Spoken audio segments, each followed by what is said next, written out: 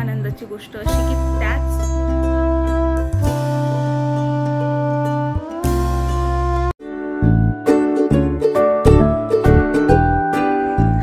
नमस्कार मंडळी, पुन्हा एकदा तुम्हा सगळ्यांचं आपल्या चॅनलवर मी प्रियांका अगदी मनापासून स्वागत करते आहे। कसे आहात? मजेत असाल, तब्येत ठणठणीत असेल अशी मी आशा करते आहे। तर आज खूप जास्त दिवसानंतर व्हिडिओ तुमच्यासोबत घेऊन आलेली आहे।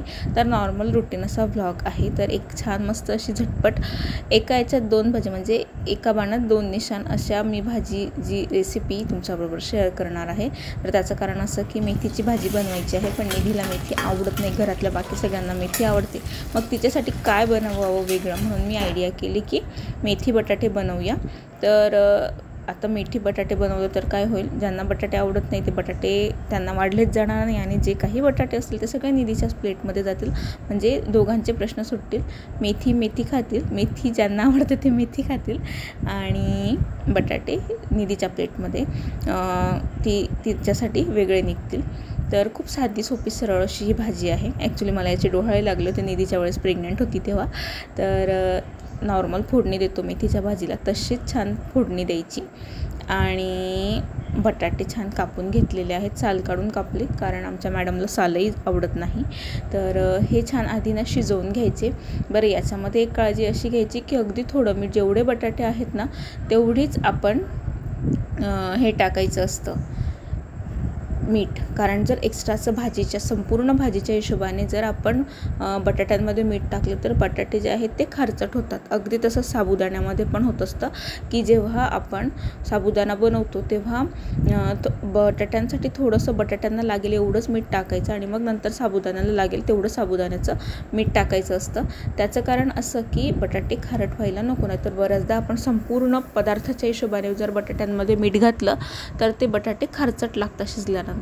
तर एवढी काळजी घ्यायची आहे। म्हणून आधी बटाटे शिजवण्यासाठी जेवढं मीठ हवं होतं मी तेवढं टाकलेलं आहे आणि 5-7 मिनिटात बटाटे छान मऊसूत शिजतात। एकदमच गचका बटाटे नाही होऊ द्यायचे आहेत कारण त्या फोडी दिसल्या पाहिजेत भाजीमध्ये म्हणून। तर छान शिजल्यानंतर भाजी स्वच्छ धुवून घेतलेली आहे 2 पाण्याने, आता ही 3ऱ्या पाण्यात टाकलेली आणि ती भाजी कढईमध्ये टाकून द्यायची। नॉर्मल प्रोसेस करायची आहे जशी आपण साधी एकदम फोडणीची मेथीची भाजी बनवतो ना, लसूण मिरचीच्या फोडणीची, अगदी तशीच भाजी बनवायची आणि तसंच करायचं आहे साधं। बरं, आता मिठाचं जसं मी सांगितलं की बटाट्यांपुरतंच मीठ घातलं होतं, तर नंतर थोडीशी भाजी टाकून झाली आणि पुन्हा मी त्यात मीठ घातलेलं आहे विसर पडायला नको म्हणून। तर असं मध्येच आपण मीठ घालू शकतो। एक फेर टाकल्यानंतर बाकीची जी भाजी आहे त्या मिठावर टाकून द्यायची, म्हणजे जे मीठ आहे ते सगळीकडे पसरतं। बऱ्याचदा ही भाजी ना टिफिनला न्यायलाही खूप झटपट पडते। भरपूर वेळेस काय होतं, मेथीची भाजी जी आहे ती खूप महाग असते आणि एवढीशीच होते ती कोरडी केल्यानंतर पण। तर मग आपण त्याला जोड भाजी बनवण्यापेक्षा जर त्याच्यात आपण टोमॅटो किंवा बटाटे ॲड केले ना तर काय होतं, भाजी जास्त पण बनते आणि दुसरी भाजी करायचं टेन्शनही आपलं कमी होतं। नाही का, आपण बऱ्याचदा डाळ वगैरे लावतो तसंच मेथीच्या भाजीला सुद्धा आपण मुगाची डाळ, दाण्याचं कूट या सगळ्या गोष्टी लावून बनवत असतो, म्हणजे जेणेकरून ती जी छोटीशी भाजी आहे ती थोडी जास्त बनेल, चविष्ट पण बनते आणि घरातल्या सगळ्यांना पुरते पण आणि त्याला जोड भाजी बनवावी नाही लागत, हाच एक उद्देश असतो। तर संपूर्ण भाजी इथे टाकून घेतल्यानंतर खालीवर करून घेते आहे, म्हणजे भाजी संपूर्ण खाली बसू द्यावी लागते। मेथीची भाजी जर आपण जास्त तिला मिक्स करत गेलो, सारखं हलव करत गेलो ना तर ती कडू होते असं म्हणतात।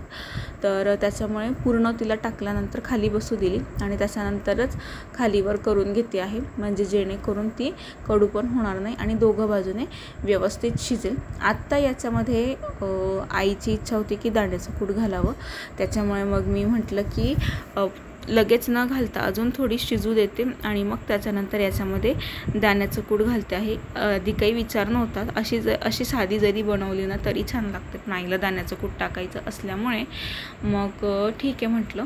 तर असं वरतून दाण्याचं कूट घालू शकतो, सहसा करून मुगाची डाळ घातल्यानंतरच दाण्याचं कूट, ते पण एक सांबार बनवतो ना आपण, म्हणजे हिरवी मिरची भाजून घ्यायची, शेंगदाणे भाजून घेतले, मी कोथिंबीर आणि जिरं आणि लसूण हे सगळे 4-5 जिन्नस एकत्र दळून पाणी टाकून दळलं की त्याची जी प्युरी बनते ग्रीन कलरची ग्रेव्ही, तर तीच याच्यात टाकायची, म्हणजे मग ती भाजी छान बनते. मुगाची डाळ घातल्यानंतर अशी पण छान लागते ती भाजी.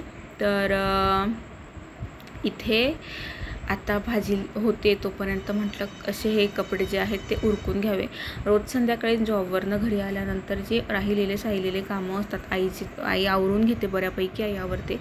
मी सकाळी फक्त स्वयंपाक, चहा पाणी, भांड्यांसाठी वेळ असला तर भांडे घासून वगैरे जाते. एवढंच आवरणं मला होतं. देवाची पूजा झाली तर झाली, नाहीतर नमस्कार, एवढ्याच गोष्टी होतात. 4ला उठू दे, 5ला उठू दे, सध्या रुटीन बसेपर्यंत तरी मला गोष्टी अजून ॲडजस्ट व्हायला वेळ लागणार आहे. पण हळूहळू मी माझं रुटीन बसवायचा प्रयत्न करते आहे. त्यासाठी मला रात्री लवकर झोपावं लागतं. ते एक हिशोबाने शरीरासाठी पण चांगलं आहे, हेल्थही त्याच्याने चांगली राहते. आणि जॉबमध्ये बिझी राहिल्याचे फायदे मी पुढे सांगितलेले आहेत. सो व्हिडिओ कंटिन्यू बघा, अजिबात स्किप करू नका. तर आई कपडे वगैरे धुवून घेते.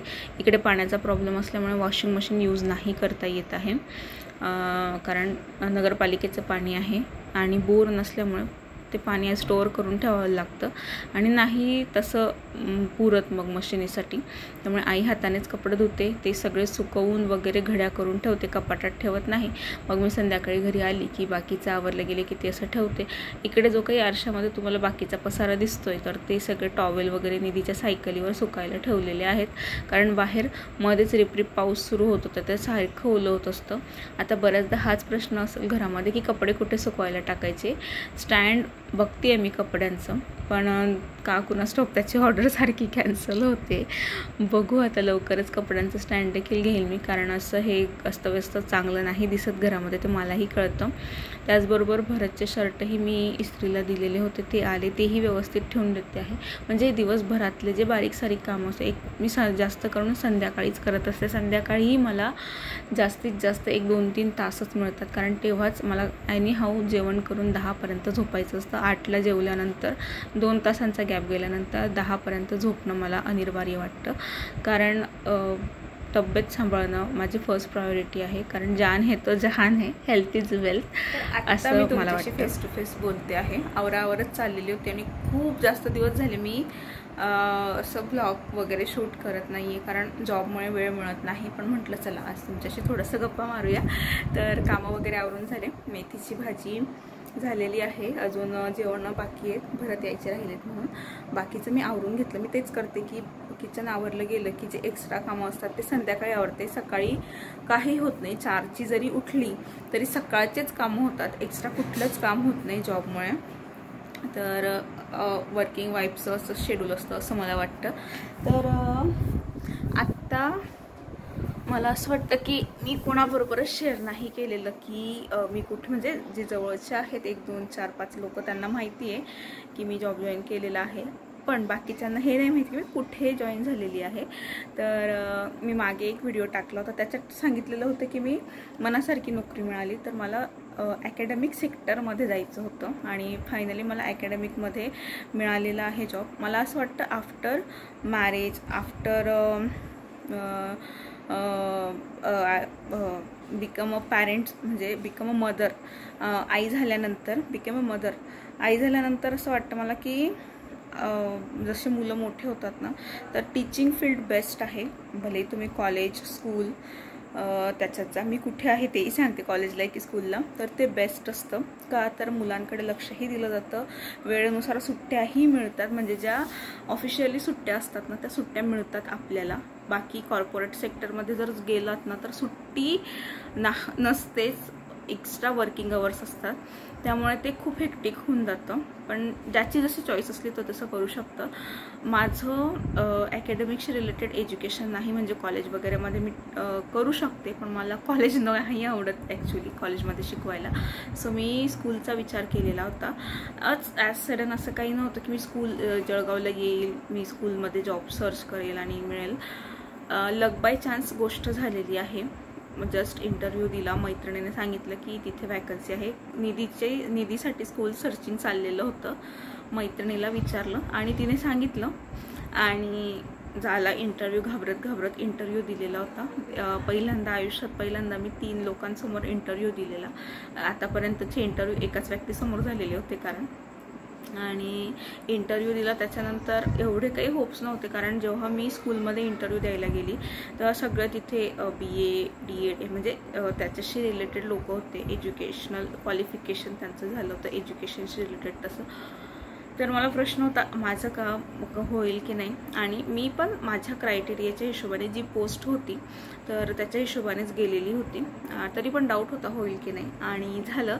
तर दुसरी एक आनंदाची गोष्ट अशी की त्याच स्कूलमध्ये सुद्धा निधीचं ॲडमिशन झालेलं आहे. आणि आधी हा मोटिव्ह नव्हता की निधीचं तिथे ॲडमिशन होईल, कारण की मॅक्झिमम स्कूल अशा आहेत की जिथे अलाउड नसतं चाइल्ड आपलं, पण इथे आहे. तर मला तो एक आनंद मिळाला की चला माझी निधी माझ्या डोळ्यासमोर असेल. आई म्हणून कधी खूप ओव्हर पॉझिटिव्हनेस असतो पहिलं बाळ असल्यामुळे, आणि आहे मी तिच्या बाबतीत खूप जास्त ओव्हर पॉझिटिव्ह मी आहे, मी ते ॲक्सेप्ट करते. त्यामुळे मला ती माझ्या डोळ्यासमोर हवी होती. आता आईबाबा असतात घरी लक्ष ठेवायला, स्कूलमध्ये काही झालं तर कसं स्कूल लांब आहे, नाशिकला जवळ होतं तिचं जे प्ले ग्रुप वगैरे होतं ते वॉकिंग डिस्टन्सला, पण इथे तसं नाही. इथे तिला व्हॅन वगैरे पण ॲडजस्ट करावी लागलेली आहे मला, पण झालं सगळं हळूहळू सेटल होतं आहे. आणि जॉबमध्ये पण रुळल्यासारखं झालं आहे आता. तर माझी पोस्ट आहे योगा ट्रेनर म्हणून, योगा टीचर म्हणून मी तिथे जॉईन झाली. फायनली योगा मला कुठेतरी कामात आलेला आहे. प्लस मी ॲडमिन ऑफिसला पण जॉईन झाली, कारण माझं MPM झालेलं आहे. तर मी दोघं हँडल करू शकले, मला एक्स्ट्रा डिग्रीची गरज नाही लागली तिथे. आणि तेच मी त्याच्यासाठीच इंटरव्ह्यू दिलेला होता, ॲडमिन प्लस योगा. मग ते झालेलं आहे. आणि बस मग आता एवढं बिझी शेड्यूल होतं, कारण सकाळी 7:50चं स्कूल असतं, तर घरूनच 7:30 पावणे 8ला 7:30 किंवा 7:40पर्यंत निघावं लागतं. आणि मग 3पर्यंत घरी येते. 3-3:30पर्यंत मी घरी आलेली असते. प्लस त्याच्यानंतरही माझ्याकडे आता वेळ उरत नाही, कारण त्याच्याचबरोबर मी अजून एक गोष्ट म्हणजे ती घरी ट्युशन्स घेणंसुद्धा चालू केलेलं आहे. मला असं होतं की आयुष्यात जे काही आता घडलं मागचा पास्ट तो बदलू तर शकत नाही आपण, पण मग त्याच्यामध्ये अडकून नाही राहायचं होतं. सतत स्वतःला बिझी ठेवायचं होतं, डोक्याला इतकं बिझी करायचं होतं. आणि फायनली तो ट्रॅक मिळालेला आहे. तर या व्हिडिओच्या माध्यमातून मला एक सांगायचं आहे की जर आयुष्यात तुमच्याही मनाच्या विरुद्धच गोष्टी घडत असतील, नको म्हणजे डोक्यावर ताण पडत असेल, मनाला ताण येत असेल, सारखं जगण्याबद्दल प्रश्नचिन्ह निर्माण होत असतील ना, तर एकच करा, स्वतःच्या मनाला आणि डोक्याला काहीतरी काम लावा, बिझी ठेवा. एवढंच मला सांगायचं आहे. तर बस आजचा जो व्हिडिओ आहे तो मी इथेच संपवते आहे. कसा वाटला तुम्हाला आजचा हा छोटासा व्हिडिओ मला नक्की कमेंट करून सांगा. काय बनवलं? बोट, मस्त. तर भेटूया पुढच्या व्हिडिओमध्ये. तोपर्यंत काळजी घ्या. बाय. याच्यातली मेथी बाजूला काढून ठेवशील. तुझ्यासाठी बटाटे टाकले तर